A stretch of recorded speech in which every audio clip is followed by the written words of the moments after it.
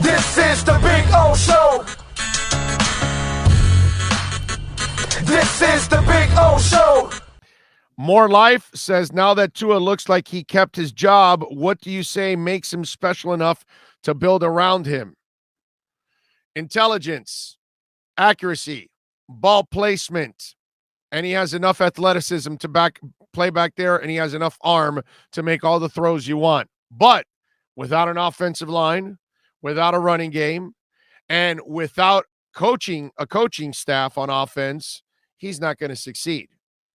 And again, I will say the thing that I said to one of our guys on Twitter, O'Shea Morris, that follows all the time.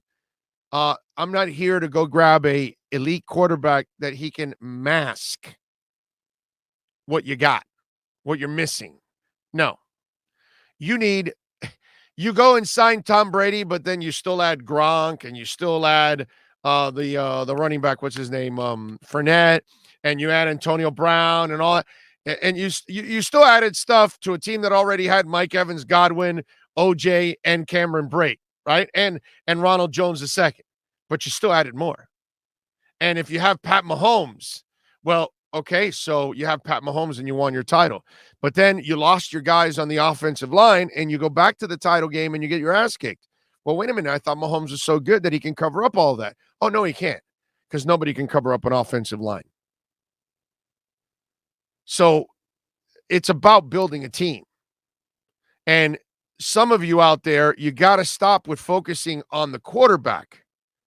You have to focus on all the other things around him, because he's not the guy that's going to save the entire team when you don't have talent. And if you want to get the quarterback but not have the team around him, I saw that already with Marino. Yeah, I don't like that one either. So build the line, build the running game, get a real coaching staff, and Tua will look like a different player. You will not thrive. You will not get better in the world if you don't have support in anything. Okay? Give you an example. So final year at QAM, I think I've told this story before, but I'll tell it because it's relevant and it goes with what it is, and it's an experience that I've had to live with. And talking about needing help, because everybody needs help. Nobody goes alone at it. So I'm at QAM my final year, and the new program director takes over. So he meets with all of us. Okay, first week, meets with all of us. Hey, so excited to work with this and that. I go, hey, yeah, great. I'm excited to work with you. And I don't even know the guy from a hole in the wall, so I really don't know. So I talked to him about some of the issues that I have on the station, you know. I only had one producer, and at that time he was very green, no Rolodex, was barely, could actually book a guest, and he was a good producer because he was just green. It's just not his fault. Love the kid. So I only had that one producer. Every other show had two producers.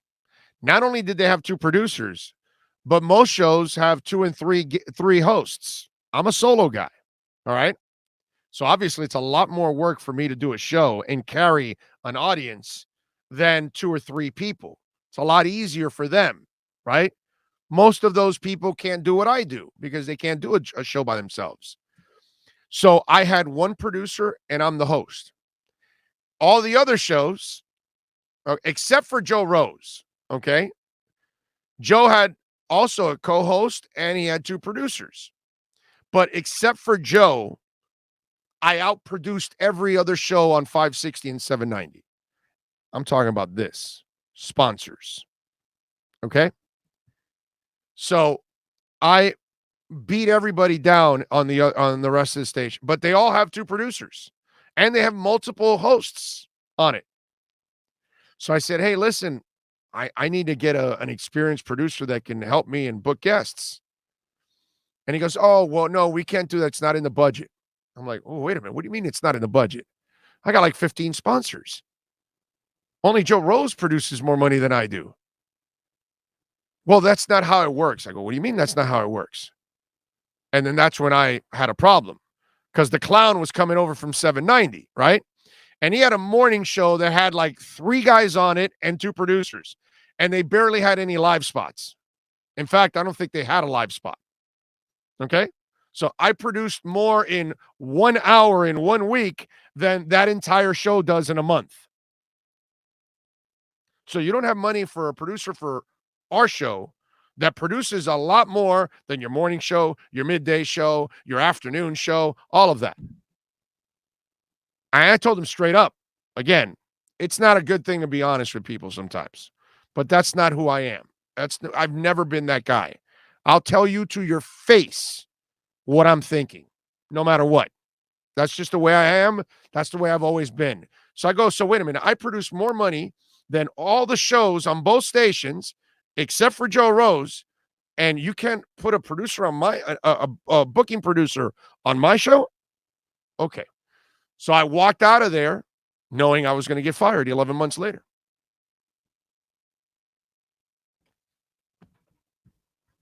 That's the story at QAM.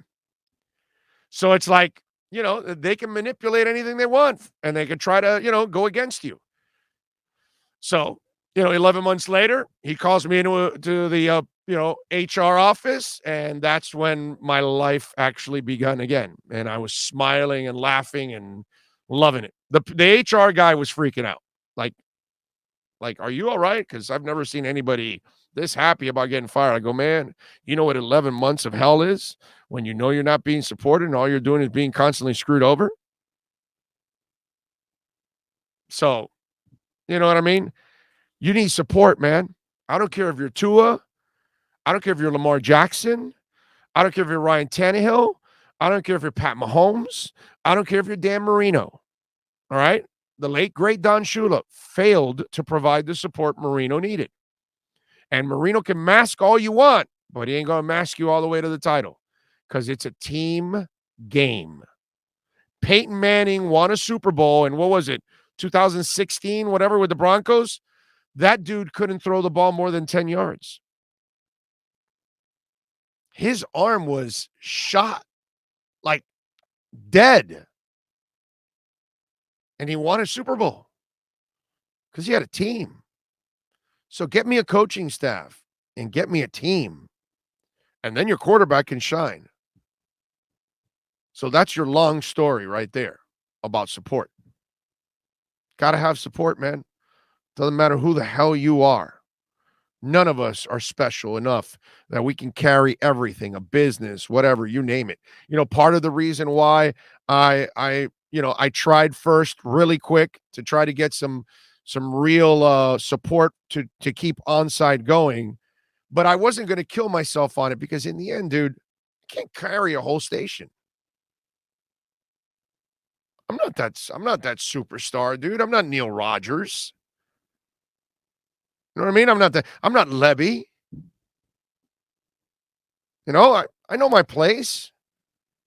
I know people love our show and we have a good audience. We have a great audience, but I know that I'm not, Joe Rogan, and I know that I'm not, I'm not one of those like superstar hosts that have a ginormous audience. So I know that's fine, but man, I need help too. I can't do everything by myself. And neither can Tua. And neither can Pat Mahomes. And neither can anybody else.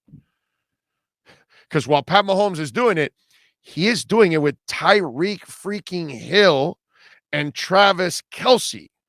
Okay? 2 of the ultimate freaks at that position. Helps. Like Joe Montana's kicking ass, but he had Bill Walsh, who had Mike Holmgren and Dennis Green and Sam Weish and so many, coaches that were assistant coaches that took off to become head coaches.